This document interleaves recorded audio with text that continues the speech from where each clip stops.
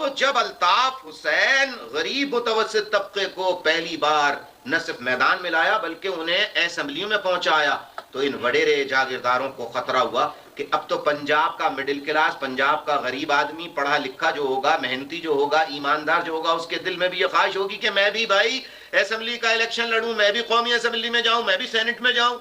اسی طریقے سے پٹھانوں کے دل میں یہ بات پیدا ہوگی، اسی طریقے سے بلوچوں کے دل میں یہ بات پیدا ہوگی۔ پھر کیا کرو؟ پھر کیا کرو؟ پھر یہ کرو، اجلاس ہوتا ہے جاگیرداروں کا، وڈیروں کا اور کرپٹ جرنیلوں کا۔